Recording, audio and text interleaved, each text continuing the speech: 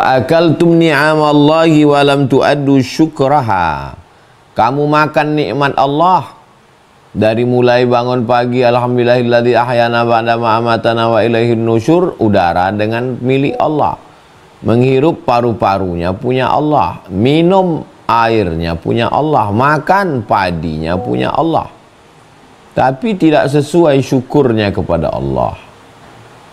Tak seimbang, tidak apple to apple syukurnya kepada Allah Subhanahu wa ta'ala. Itulah yang mau menyebabkan doa ini terhalang.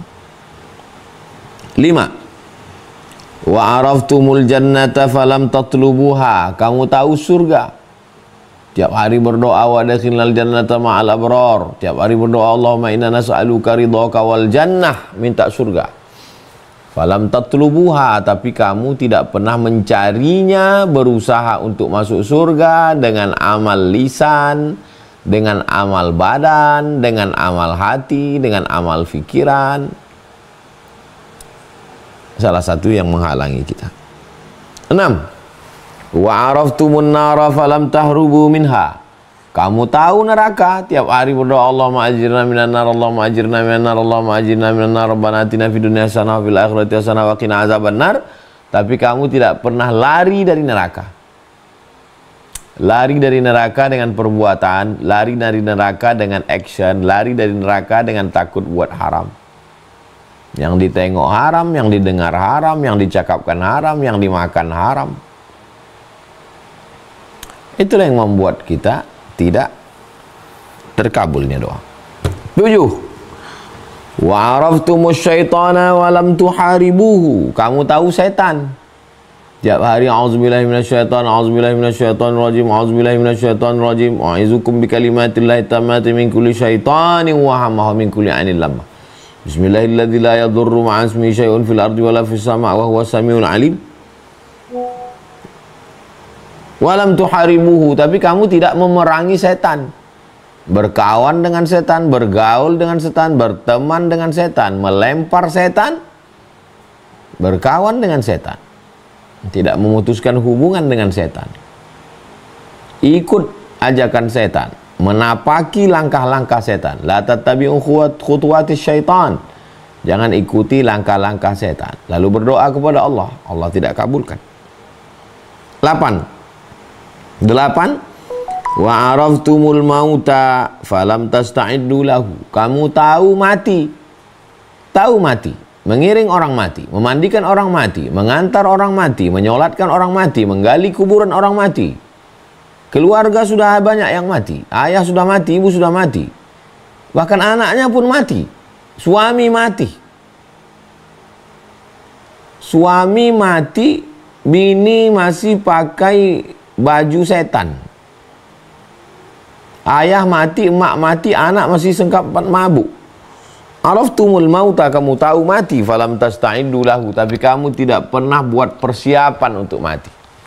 Persiapan camping, kemahnya, persiapan mancing, seminggu, sebulan. Persiapan touring. Oh, semuanya, motor 1 miliar. Persiapan surfing.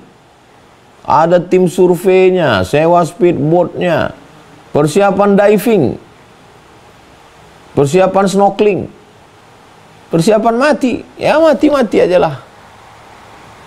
Ini menyebabkan doa tak dikabulkan Allah Subhanahu wa ta'ala. 9. Wa dafantumul amwata wa lam ta'tabiru biha. Kamu memikul orang mati, mengantarkan ke jenazah, menggali kuburnya, meletakkannya, menimbunnya, membacakan talqinnya. Falam ta'tabiru biha, tapi tidak pernah mengambil i'tibar pelajaran. Ya mati seperti rutinitas saja. Penggali-penggali kubur yang tidak sholat itu hatinya sudah mati. Bapak-bapak ibu dokter yang sangat mengerti tentang kematian, yang setiap hari melihat orang sakaratul maut tapi masih sempat dugem, wah itu hatinya sudah mati itu. 10. Wantabahtum min naumikum. Bangun tidur. Alhamdulillahilladzi ahyana ba'da ma amatana wa ilaihin nusyur. Fastaghaltum bi'uyubin nas. Bangun tidur langsung sibuk dengan aib orang. Wa taraktum uyubakum, dan kamu lupakan aib cacat kamu. Bangun tidur yang pertama kali lihat handphone, masuk grup, langsung aib orang, aib orang, aib orang, aib orang. Wa taraktum uyubakum, kamu lupa dengan aib kamu. Padahal mestinya sebelum tidur kita ingat aib kita, kekurangan kita, cacat kita, dosa kita. Mungkin kita mati malam ini. Begitu kita bangun tidur, kita juga ingat aib kita. Mudah-mudahan hari ini aib masih ditutupi Allah. Tapi manusia bangun tidur yang pertama kali dilihat handphone, langsung sibuk aib orang, aib orang, aib orang, dan lupa dengan aib sendiri, lalu berdoa kepada Allah. Ini menyebabkan doa tidak dikabulkan Allah. Jadi 10 poin dari Imam Ibrahim bin Adham ini luar biasa. Pelajaran yang amat sangat bermakna. Habis selesai Imam Ibrahim bin Adham. Selanjutnya adalah tambahan dari bacaan-bacaan kita. 11.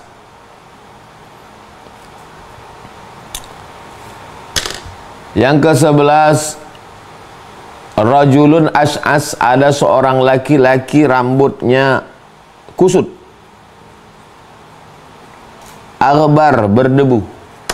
Kenapa rambutnya kusut? Karena dia tidak sisiran. Kenapa berdebu? Karena dia tidak mandi. Kenapa dia tidak mandi dan tidak sisiran? Takut rambutnya gugur, dia kena fidyah, dia kena dam.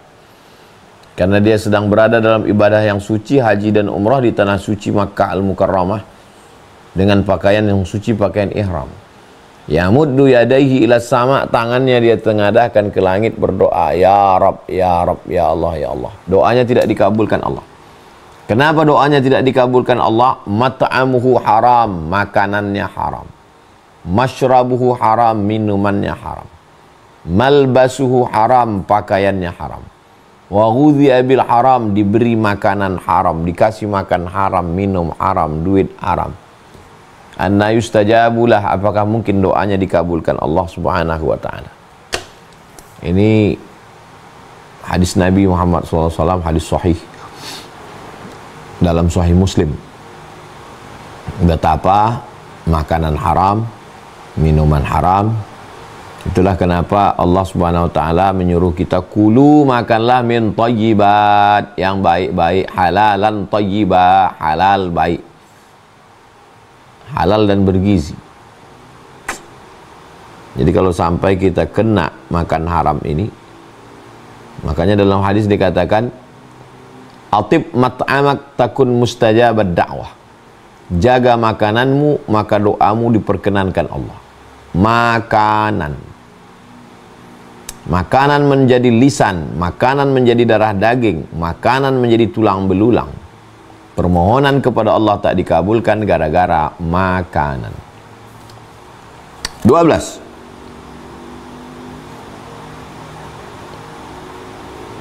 La ta'murun nabil ma'ruf, ajak orang buat baik, ayo solat, ayo zakat, ayo puasa, ayo haji, ayo umroh, ayo.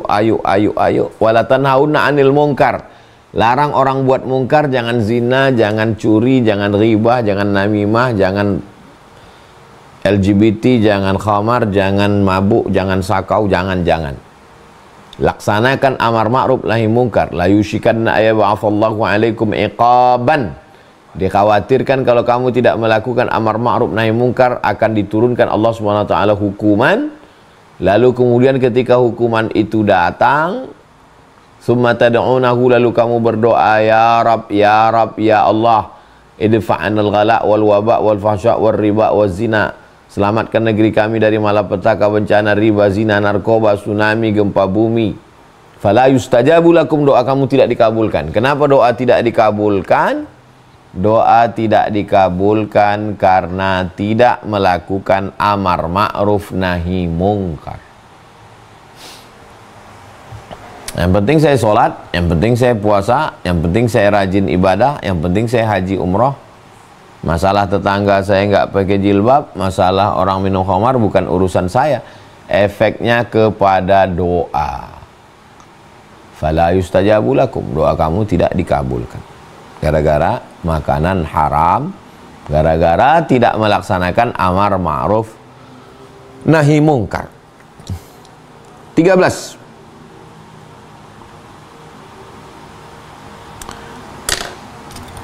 Jangan tergesa-gesa lalu mengklaim doa kita tidak dikabulkan.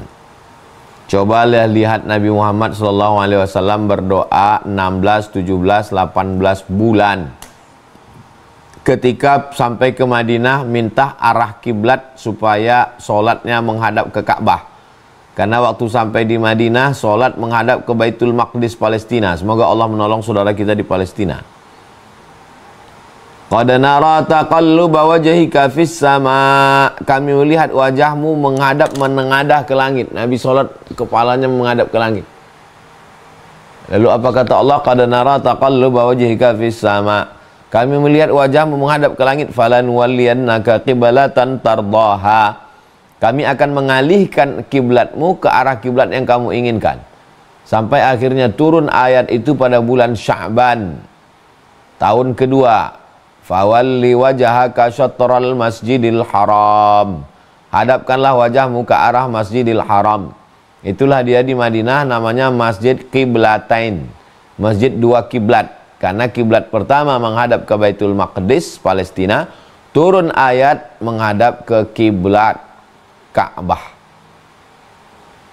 Jadi bukan kun fayakun langsung pindah arah kiblat, enggak. Nabi Muhammad SAW saja Sayyidul awwalin wal akhirin, Sayyidul anbiya wal mursalin, Sayyidul kaunaini was saqalain, Sayyidina wa maulana Muhammadin sallallahu alaihi wasallam, doanya baru dikabulkan 17-18 bulan. Nah, jadi boleh jadi doa kita belum, bukan tidak, belum.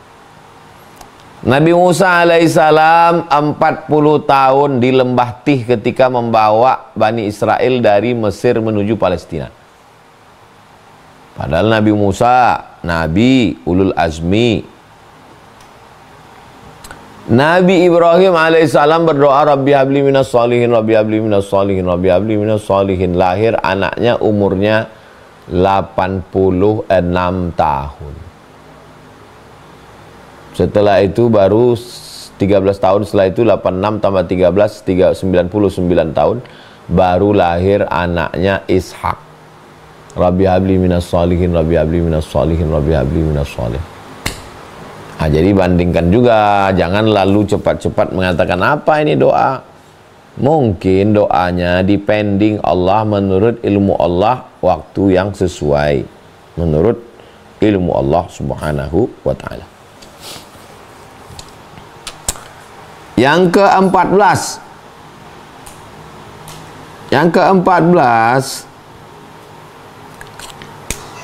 ada kalanya doa itu ditunda menurut ilmu Allah sampai masanya sesuai.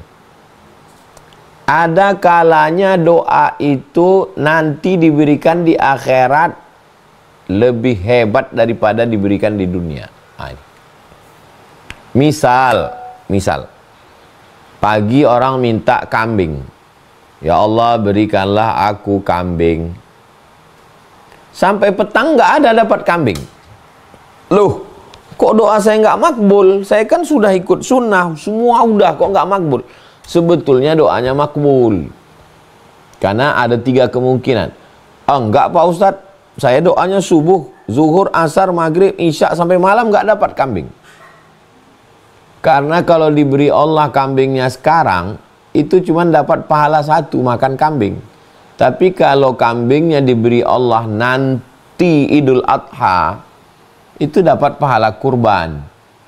Jadi ditunda Allah bulan Rabiul Akhir, Jumadil Awal, Jumadil Akhir, Rajab, Sya'ban, Ramadan, Syawal, Zulqa'dah, Zulhijjah. Ditunda Allah 8 bulan. Karena kalau dibeli sekarang pahalanya 1. Tapi kalau diberi 8 bulan lagi, nah itu contoh sampel. Ada kemungkinan kedua. Kemungkinan kedua, kambing itu diganti nanti di akhirat lebih hebat daripada kambing itu di dunia. Karena kalau kambing di dunia paling dimakan sekuat-kuatnya kita makan kambing berapa lama lah. Berapa banyak lah kita sanggup makan kambing, pun takut kolesterol darah tinggi dan lain. Tapi kalau diganti Allah di akhirat, la maqtu'atu wa la mamnu'ah, makanan yang tidak putus dan tidak terlarang. Makanan di dunia dua, pertama putus maksudnya stop. Mamnu'ah terlarang, nggak boleh minum gula, nggak boleh kacang, asam urat, diabetes. Tapi kalau di surga, la maqtu'atun, tidak putus, wala mamnu'ah, dan nggak ada larangan. Jadi doa itu ada 3 kemungkinan. Yang pertama, ditunda Allah sampai waktu yang tepat. Yang kedua, ditunda Allah di akhirat lebih hebat. Tapi ada kemungkinan yang ketiga. Doa hari ini minta kambing. Sampai sore, sampai malam nggak dapat kambing. Doa saya nggak dikabulkan. Sebetulnya, hari itu tertulis di Lauhil Mahfuz bahwa dia dapat musibah nabrak kambing. Tapi dengan doanya minta kambing,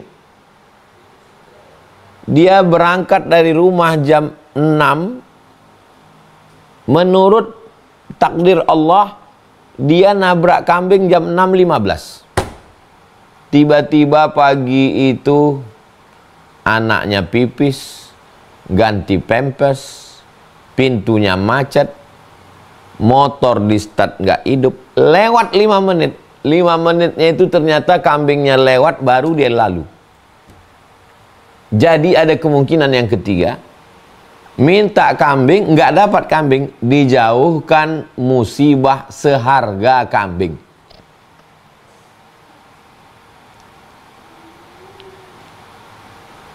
Oke, saya kasih sampel contoh yang kedua. Ada orang minta mobil harga 300 juta. Ya Allah, mau dapat mobil 300 juta. Udah setahun nggak dapat. Ada 3 kemungkinan. Pertama, diberikan Allah di saat yang tepat. Karena kalau diberi masih muda, bawa cewek, pacaran, berzina. Tapi kalau diberi Allah setelah menikah, bawa istri, bawa anak, ngaji ke masjid. Bisa jadi dikasih Allah di akhirat dengan kendaraan yang lebih hebat, lebih dahsyat di surga. Bisa jadi yang ketiga, ada musibah yang harganya 300 juta. Cuci darah, transplantasi jantung, kaki patah, ganti lutut, tengkorak kepala yang harganya 300 juta. Selamat sehat, dijauhkan Allah dari bala yang harganya 300 juta. Menurut dia doa dia tidak terkabul, padahal sesungguhnya sudah terkabul. Itu kata para ulama. Jadi memang intinya kita husnuzon kepada Allah Subhanahu wa ta'ala. Bagaimana pengalaman Ustadz sendiri dalam hidup Ustadz? Saya doa, ini waktu awal-awal ke Mesir nih, saya doa saya mesti doktor. Berangkat ke Mesir 98, 99, 2000, 2001, 2002 aku mesti LC. 2003, 2004 aku mesti MA. 2005, 2006, 2007 aku doktor. Berarti pas ulang tahunku yang ke-30, 77 ke 2007, aku sudah doktor sebelum 30. Meleset. Selesai S2 Maroko 2008, umur sudah 31, baru pulang kampung. Ikut tes PNS, ngajar 10 tahun. Habis itu baru daftar S3 2017. Sidangnya 2019. Tapi dapat juga. Ujung-ujungnya dapat juga, doktor juga. Lama saya merenung. Seandainya saya umur 30 doktor. Tidak matang. Kurang matang, ibarat buah-buahnya masak karbit. Pisang kalau masak karbit itu agak kurang manis dia. Jadi Allah suruh saya masuk dulu ke hutan, merasakan pahit getirnya hidup dulu, habis itu baru doktor. Ujung-ujungnya dapat juga, ilmunya dapat juga, detailnya dapat juga. Tapi beda. Jadi yang lebih indah itu rencana Allah, jauh lebih indah. Saya awal-awal di Mesir. Awal-awal di Mesir cita-cita saya, aku mesti doktor. Nanti aku bawa ijazah ini ke Malaysia, ke Brunei, aku jadi dosen di Malaysia, jadi dosen di Brunei. Dapat juga, tapi setelah pontang-panting. Sekarang saya mengajar di University Islam Sultan Syarif Ali, UNISA. Mengajar juga di UMS, University Malaysia Sabah. Mengajar juga di University Islam Melaka, Unimel, 3. Tapi saya nggak sanggup masuk 16 tatap muka 2 SKS. Pak Rektor, saya mohon maaf, saya nggak sanggup masuk kelas. Saya cuman ngisi kuliah umum di awal semester aja. Berarti setahun saya datang 2 kali. Oke, deal. Artinya doa saya yang dulu, tahun 98, sekarang 2024, 26 tahun yang lalu, dikabulkan Allah. Ya Allah, aku ingin jadi dosen di Malaysia, aku dosen Brunei. Dapat juga. Kenapa yang jadi itu rencana Allah, bukan rencana saya yang saya ajukan proposal ke Allah? Di mana letak hikmahnya? Seandainya yang pakai itu rencana saya, S1, S2, S3 langsung jadi dosen. Simple sekali, sederhana sekali. Lalu bagaimana dengan dakwah di Bagan Beniu? Bagaimana dakwah di suku Talang Mamak? Bagaimana dakwah di suku Pedalaman? Bagaimana dengan program mendirikan pondok pesantren? Saya hanya ngajar di kampus, rumah, kampus, rumah, kampus, rumah, kampus, rumah, kampus, mati. Allah ingin rencanaku untukmu Abdul Somad lebih hebat, lebih dahsyat. Kau tetap doktor, kau profesor, kau ngajar di 3 kampus Malaysia, Brunei, dan kau tetap tausiah, kau tetap tabligh akbar, kau tetap ceramah, dan kau tetap bisa mendirikan pondok. Maka ujung-ujungnya dari perjalanan hidup ini, rencana Allah untuk kita jauh lebih indah. Cuman agak sabar-sabar sedikit memang, karena kita nggak tahu yang gaib. Kalau tahu kita gaib, selesai. Allah sengaja tutupkan alam gaib ini supaya kita bersabar menerima takdir Allah Subhanahu wa taala. La yaruddul qada illa du'a. 15. Kita selalu meminta Rabbana atina fid dunya hasanah wa fil akhirati hasanah. Hasanah menurut siapa? Hasanah itu baik, iya baik. Baik menurut siapa? Baik menurut anak dengan baik menurut bapak aja beda. Datang anaknya ngomong, Pak, saya mau nikah. Dengan siapa? Dengan si Anu. Kenapa? Karena si Anu itu hasanah. Kata bapaknya itu enggak hasanah. Kata ibunya enggak hasanah. Yang hasanah menurut saya ini fotonya. Hasanah menurut anak dengan bapak ibu aja beda, apalagi hasanah menurut Allah. Maka jangan mencoba untuk memaksa Allah untuk ngikut kemauan kita. Kita buat proposal, lalu kita bawa proposal ini ke Allah, seakan-akan Allah itu cuman tukang legalisir. Ya Allah, tolong legalisir proposalku ini, setujui aja. Loh, siapa yang Tuhan? Jangan-jangan kita mempertuhankan diri kita. Saya dengan setelah melewati perjalanan hidup ini, cara saya berdoa berubah. Ya Allah, aku masih punya keinginan, tapi keinginanmu jauh lebih indah daripada keinginanku.